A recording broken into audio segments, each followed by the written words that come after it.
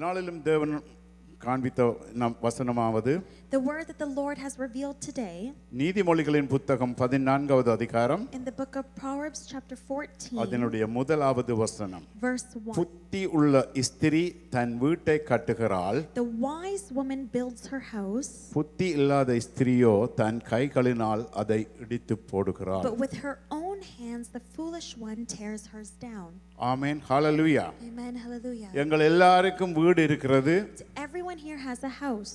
எல்லாருடைய வீட்டிலேயும் சமாதானம், சந்தோஷம், ஆரோக்கியம் இருக்க வேண்டும் என்பது எங்களுடைய விருப்பம். And everyone has a desire that joy, peace and health should be in the house. அந்த வீடு என்று சொல்லும் பொழுது நாங்கள் கட்டடத்தை அல்ல, When we talk about a house, it's not just the எங்களுடைய வீடு structure. எவ்வளவு அழகான வீடாகவும் வெளியே இருக்கலாம், And it doesn't matter how beautiful the house is on the outside. எத்தனை ஸ்கொயர் ஃபுட் என்பதிலேயும் அல்ல, It's not about how much square feet it எவ்வளவு is. புதிய வீடு என்பதிலேயும் அல்ல, It doesn't matter how new the house is. எத்தனை அறைகள் இருப்பதிலும் அல்ல, It doesn't matter how many rooms are in the என்னத்தினால house. கட்டப்பட்டது என்பதிலும் அல்ல. It doesn't matter who built the house. அந்த ஆசீர்வாதம், ஆரோக்கியம் என்பது The blessing and the health in the house. தேவனோடு இணைந்து கட்டப்படும் பொழுது மட்டும்தான் அந்த வீட்டிலே அந்த ஆசீர்வாதம் இருக்கும். A house that is built on the Lord is a house that will be like that. அப்படியாக வீட்டை கட்டுவதற்கு And to build a house like that, ஸ்திரீகள் மிகவும் அவர்கள் அதில் பங்குள்ளவர்களாக இருக்கிறார்கள். the participation of the wise woman is very தமிழ்ல important. சொல்வார்கள்,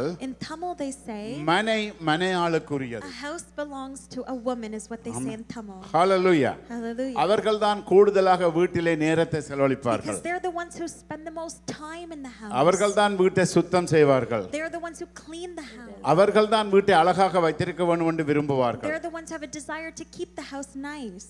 ஆமென், ஹalleluya. Amen. ஆனாலும் அந்த வீட்டை கட்டுகிறது என்று இந்த இடத்திலே தேவன் சொல்வது, But God is saying to build the மற்ற house, காரியங்கள், the other things, கணவன், மனைவி, பிள்ளைகள், அவருடைய எதிர்காலங்கள், அவர்களை கர்த்தருக்குள்ளே வளர்த்தெடுக்கிற காரியங்கள் அந்த வீட்டிலே இருந்து அது கட்டப்பட வேண்டும்.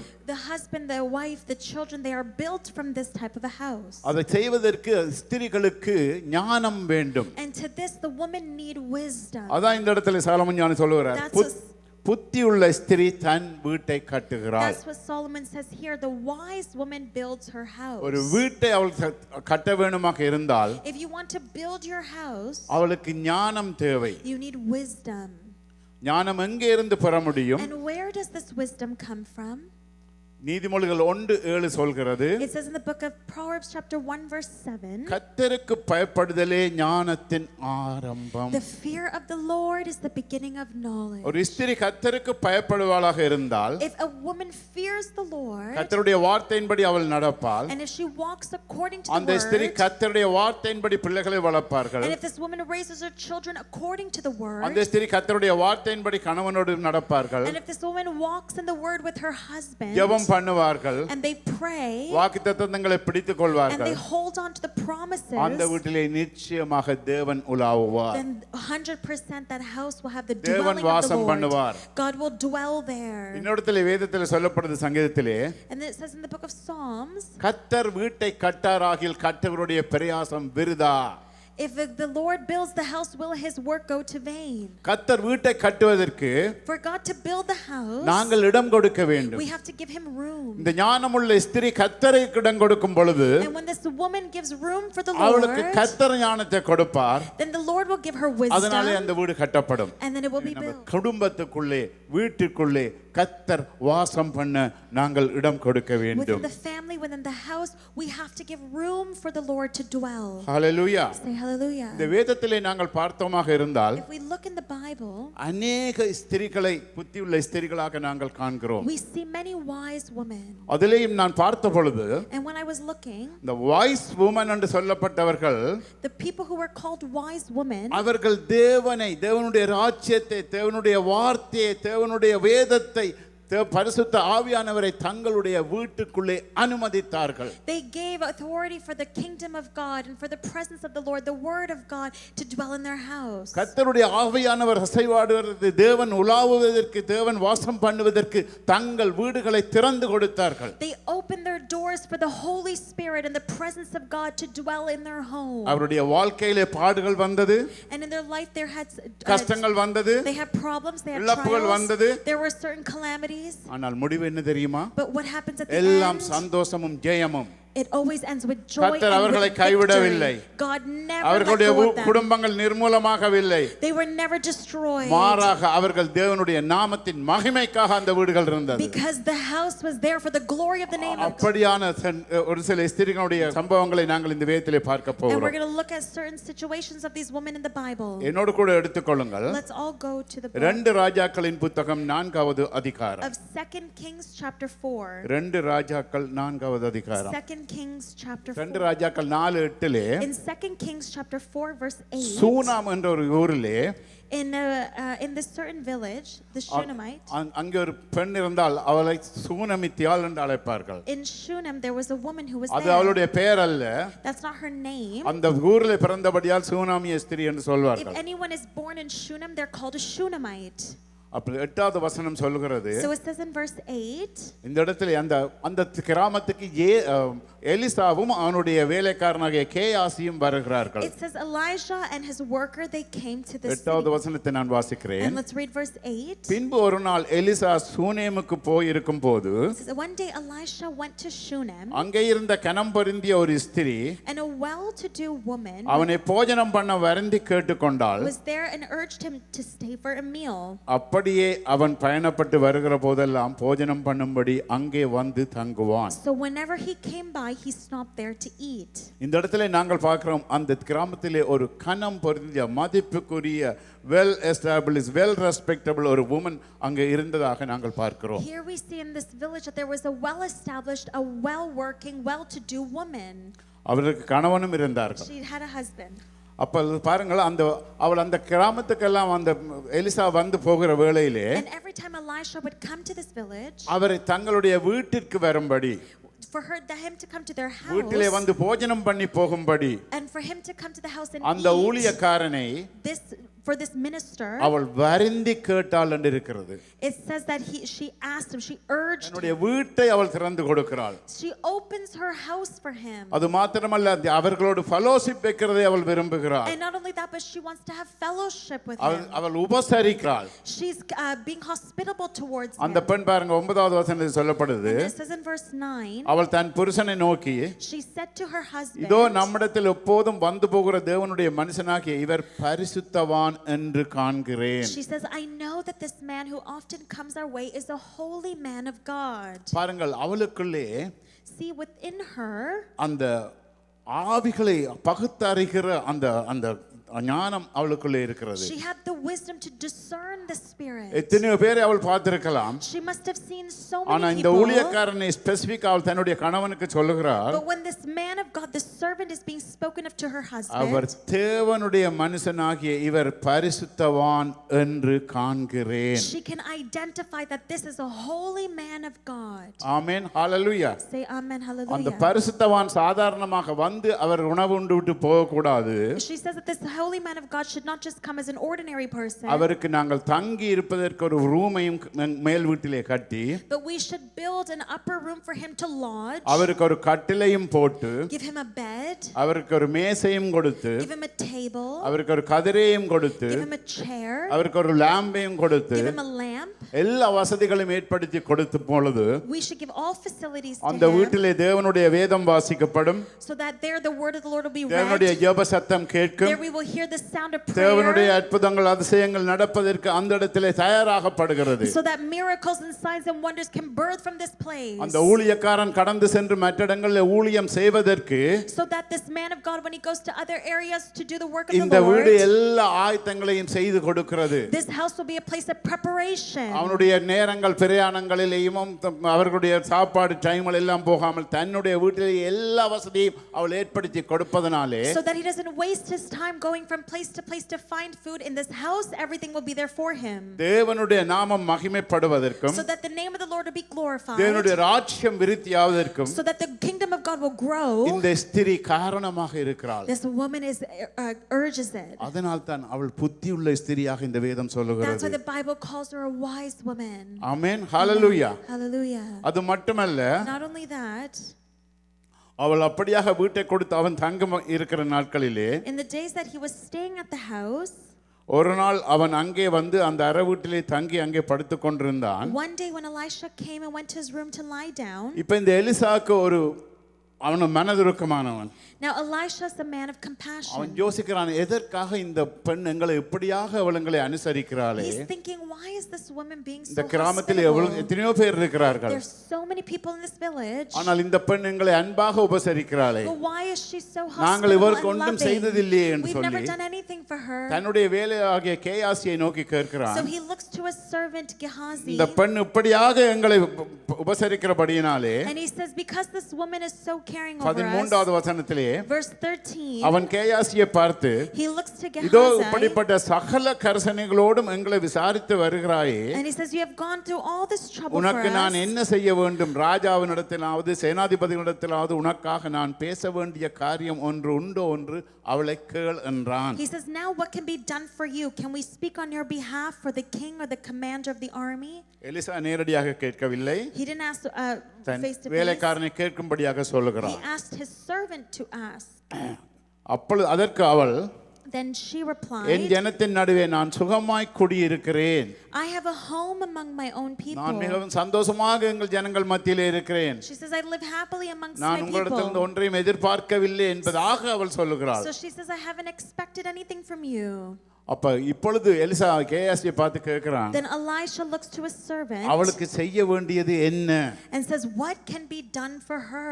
இப்ப கேயாசி தான் நோட் பண்ணதை பார்த்து சொல்லுகிறான், Then what Gehazi notes, he says, அவளுக்கு பிள்ளை இல்லை, she has no son, அவள் புருஷனும் and her husband பெரிய வயது உள்ளவன். is very old. சாதாரண வயது உள்ளவன் அல்ல, He's not just an ordinary young age, மிகவும் பெரிய வயது but உள்ளவன். he's very old. அப்ப கேயாசி அதை இனம் கண்டு கொண்டார். So Gehazi is noticing this. சுனமியா woman-க்கும் அந்த பெண்ணுக்கும் அவனுடைய கணவனுக்கு மிகவும் வயசு வித்தியாசம். Between the Shunammite woman and her husband, there's a big அந்த age வயது gap. வந்தவர், And he's seeing this. அவர் ஒரு தகப்பனாவதற்குரிய அந்த சந்தர்ப்பத்தை அவர் தவறி விட்டார். And it says that he's அந்த surpassed. வயது போய்விட்டது. He's surpassed the age to be a father. அப்படியாக இருக்கிற வேளையிலே கேயாசி அதை சொல்லுகிறான் எலிசாவுக்கு. And in the midst of that, Gehazi looks to Elisha and பிள்ளை says, பெறக்கூடிய வயசு அவருக்கு இல்லை. it says that she's not at the age to have a child. He's உடனே not. எலிசா அவளை கூப்பிடு என்றான். So Elijah says, call her. அவளை கூப்பிட்ட போது So when he called her, அவள் வந்து வாசப்படியிலே நின்றாள். it says she stood in the doorway. அப்பொழுது அவன் ஒரு பிரான உற்பத்தி காலகட்டத்திலே ஒரு குமாரனை அணைத்துக் கொண்டிருப்பாய் என்றான். And Elisha said, about this time next year, you will hold a son in your arms. அதற்கு அவள், Then to that she ஏதோ said, ஆண்டவரே, மனுஷனாகிய என் ஆண்டவனே, உமது அடியாளுக்கு அபத்தம் சொல்ல வேண்டாம் என்றாள். she said, please, man of God, don't mislead your servant. Man hallelujah. Hallelujah. அவன் சொல்றான், அடுத்த வருஷம் இந்த நாள் நீ ஒரு ஆண் குழந்தையை, ஸ்பெசிஃபிக்காக ஆண் குழந்தையை கையிலே தூக்கி கொண்டிருப்பாய் என்று சொல்லும் பொழுது, He says specifically a year from now you will hold a son. அவள் சொல்லுகிறாள், நடக்க முடியாத ஒரு காரியத்தை சொல்லி என்னை ஏமாற வைத்து விடாதே. And she says, please do not mislead me to thinking something that will not come to pass.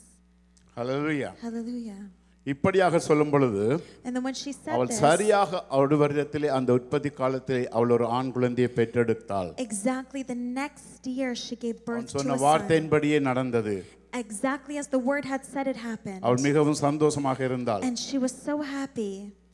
அந்த ஸ்திரீ கற்பந்தரித்து எலிசா தன்னோடு சொன்னபடி ஒரு குமாரனை உற்பத்தி காலகட்டத்தில் ஒரு குமாரனை பெற்றாள். And just as Elisha has said, a year later she gave birth to a son. அந்த பிள்ளை வளர்ந்து வருகிற நாட்களிலே But as the child grew, ஒரு நாள் அவன் அறுப்பறுக்கிறவரிடத்திலிருந்து தன் தகப்பனண்டைக்கு போயிருந்தான். one day he went out to his father. அவர்கள் farmers, அவர்கள் வயல் They வைத்திருக்கிறார்கள். were farmers. தகப்பன் காலையிலே தினமும் போய் விடுவான். And the father would turn back to the field. அறுப்பறுக்க போகிற பொழுது இந்த பையனும் அவனோடு சேர்ந்து போய்விட்டான். And on his way to the field, his son followed. அவன் ஒரு நாள் சென்ற பொழுது காலையிலே And one day in the morning, தன் தகப்பனை பார்த்து, he said to his father, என் தலை நோகிறது, my head is hurting. என் தலை நோகிறது My head is hurting. என்றான்.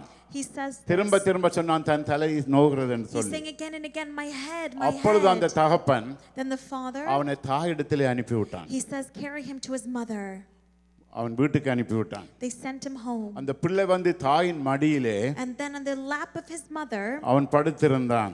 he slept. எடுத்து தாயினிடத்தில் கொண்டு போனபோது அவன் மத்தியானம் மட்டும் அவள் மடியில் இருந்து It says that the boy sat on her lap until noon, செத்து போனான். and then he died.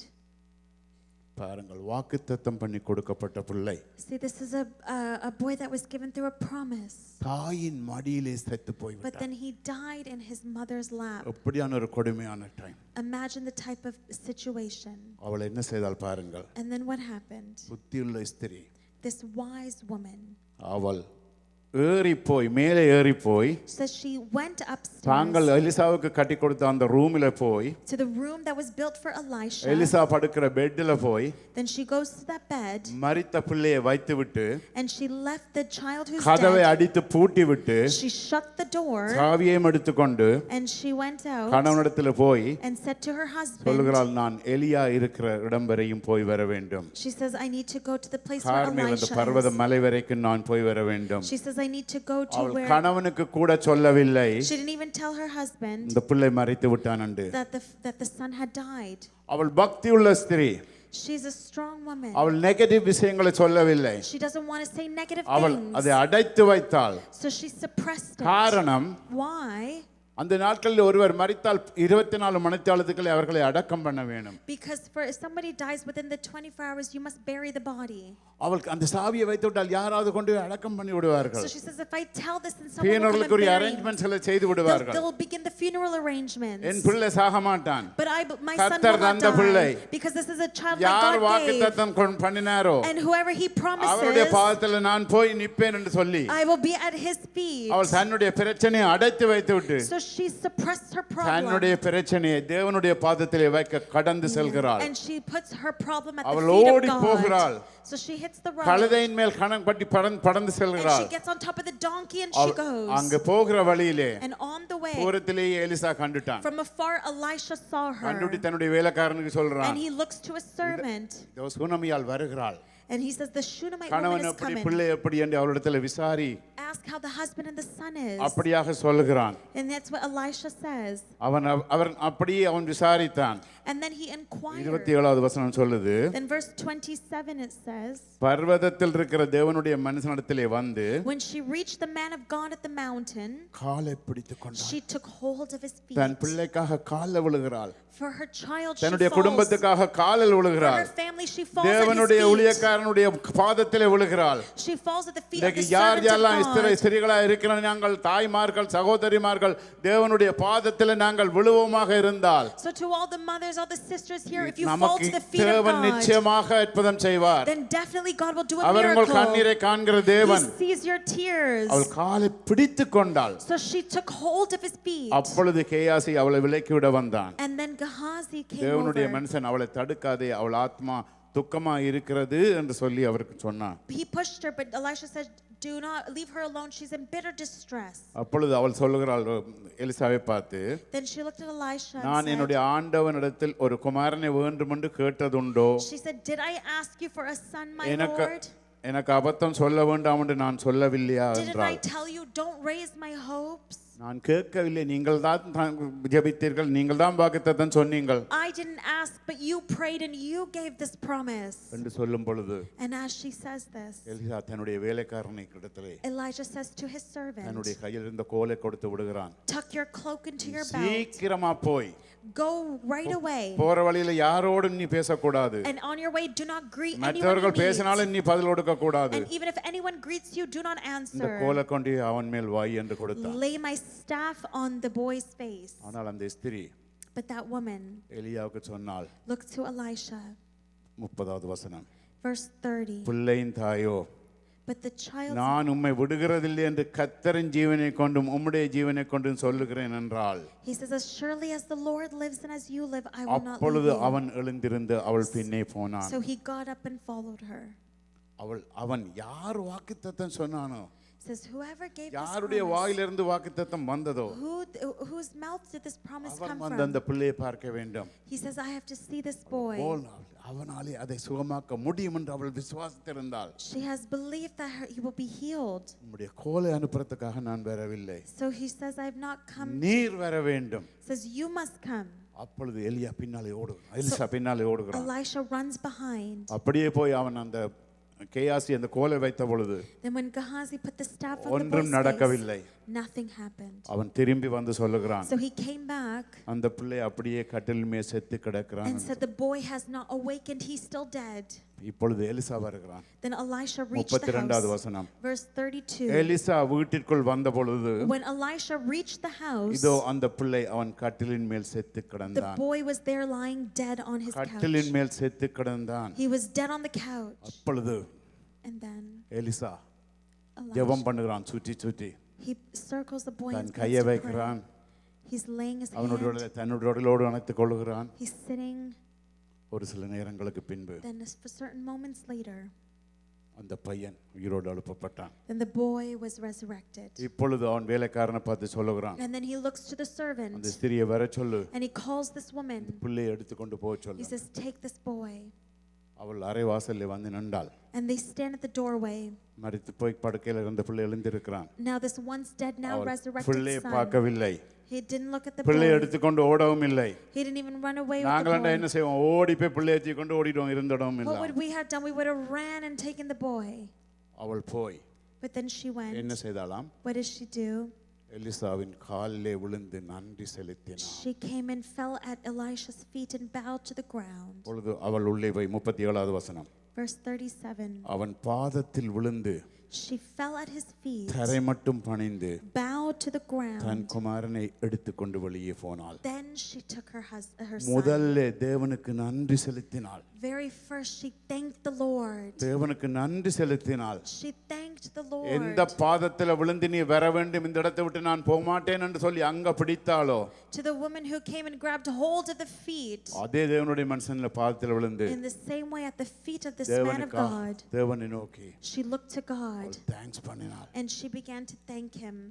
அதுதான் ஸ்திரீகளுக்குரிய அழகு. That is the beauty of the wise அதற்கு woman. பின்புதான் அவள் பிள்ளையை கொட்டி கொண்டு And போனாள். after that, she got her son. கிறிஸ்தவ வாழ்க்கை அப்படியாக இருக்க This வேண்டும். must be the life of நாங்கள் சில with வழியில Christ. நாங்கள் காரில் ஏறும் பொழுது Sometimes before we get into our car, most of the time நான் காலையில் மனைவி பிள்ளைகளோடு நான் இங்கே டெய்லி ஸ்கார்பிலேருந்து வருவதுண்டு. most of the time with my wife and my kids, I come to Scarborough. ஒன்றுண்டா நாங்கள் ஒப்பு கொடுத்து என்ன ஒப்பு புறப்படும் ஆண்டவரே, மனைவியை புறப்படும், ஜோஷுவா புறப்படும், வாகனத்தை புறப்படும் எல்லாம் நல்லா ஜெபிப்போம். We pray very fervently to commit ourselves into the hands of God. எல்லாரும் மனைவி இருந்தோன்னு ஆமேன் ஆமேன் என்று சொல்லுவாங்க. And everyone agrees with amen.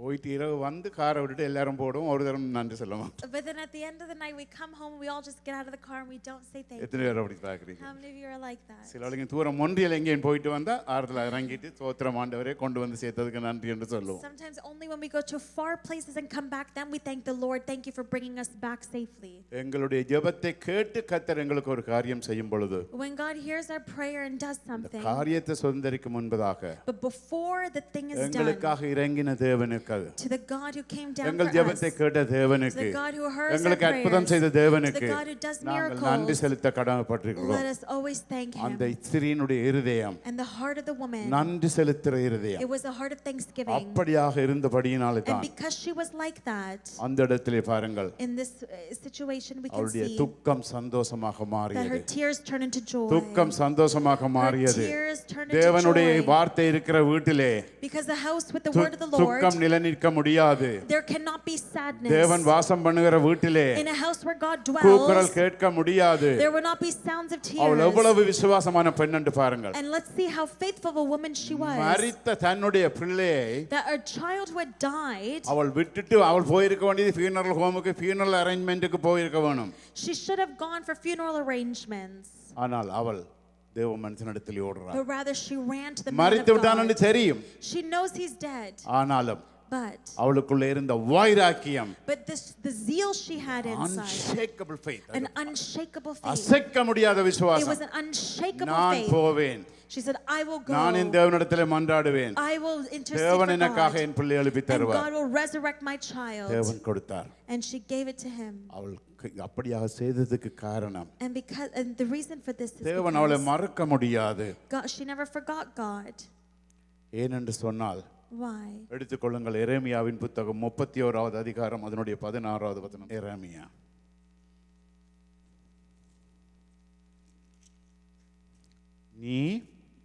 நீ அழாதபடிக்கு உன் சத்தத்தை அடக்கி நீ கண்ணீர் விடாதபடிக்கு உன் கண்களை காத்துக்கொள் என்று கர்த்தர் சொல்லுகிறார் உன் கிரியைக்கு பலனுண்டு என்று கர்த்தர் சொல்லுகிறார். ஆமென். ஹalleluya. Amen. It says, this is what the Lord says: restrain your voice from weeping and your eyes from tears, for your work will be rewarded, says the Lord. இது அழ வேண்டிய சிச்சுவேஷன் தான். This is a situation where she should have கதறி அழ cried. வேண்டிய This situation is தான். a moment where she should have wept aloud. கணவன் கேட்கிறான் எதற்காக போறாய் என்று. And the husband asks, what are you அவள் going சொல்றான் நான் for? போக வேண்டியதா இருக்கிறது. She says, I'm going for this reason. அவள் கண்ணீர் விட வேண்டிய சிச்சுவேஷன் தான். It's a situation where she should have அவள் cried, தன் கண்ணை காத்து கொண்டாள் கண்ணீர் விடாமல். but she guarded her eyes from crying. அவ்வளவு விசுவாசம். And that was her faith. கர்த்தர் சொல்லுகிறார் And God நீ says, அழாதபடிக்கு உன் சத்தத்தை விலக்கி so that அடக்கி because you've restrained your eyes from கண்ணீர் tears, விடாதபடிக்கு உன் கண்களை காத்துக்கொள். because you restrained from weeping. காரணம் Why? நீ ஏன் அப்படி நான் சொல்லுகிறேன் என்றால் Why does the Lord உன் say this? கிரியைக்கு பலனுண்டு மகனே உன் கிரியைக்கு பலனுண்டு மகளே கரங்களை தட்டி ஆண்டவருடைய நாமத்தை மயப்படுத்து. To you. கிரியைக்கு தக்க பலன் உண்டு. There is reward for your works. சூனமியாளின் தேவன் எங்களுடைய தேவன். The God of the Shunammite woman is the God for ஒருபோதும் us. வெட்கப்பட விட மாட்டார். And he will never put you நீங்க to தாய்மாருடைய தினம் இன்றைக்கு It's a mother's to அந்த with joy. சூனமியா ஸ்திரீ The Shunammite woman, அவள் கணவன் மிகவும் வயசு போனவன். the husband was so old. ஆனால் அவள் தேவனுடைய ராஜ்யத்தை நீதியை முதலாவது தேடுங்கன்றதுக்கு ஒப்பாக அவள் தேவனுடைய ஊழியக்காரனுக்கு தன்னுடைய வீட்டிலே அதுக்கு மேலே உரிமை கட்டி But கொடுத்தாள். because she sought the kingdom of God and his righteousness first, and she built a house for Elijah, God blessed her. வீட்டிற்குள்ளே தேவ சத்தம் தேவனுடைய ஆளுகையை வரவழைத்தாள் அவள். When we welcome the sound of the Lord inside of our அதன் house, நிமித்தம் on that behalf, அவருடைய பிள்ளை பாதுகாக்கப்பட்டது. our children, their children were குடும்பம் saved. பாதுகாக்கப்பட்டது. The family was protected. அவர்கள் And they ஆசீர்வதிக்கப்பட்டார்கள். were blessed. இன்றைக்கு அவளுடைய பேர் இந்த வேத புத்தகத்தில் And எழுதப்பட்டிருக்கிறது. to this day, that name is written in the Word of God.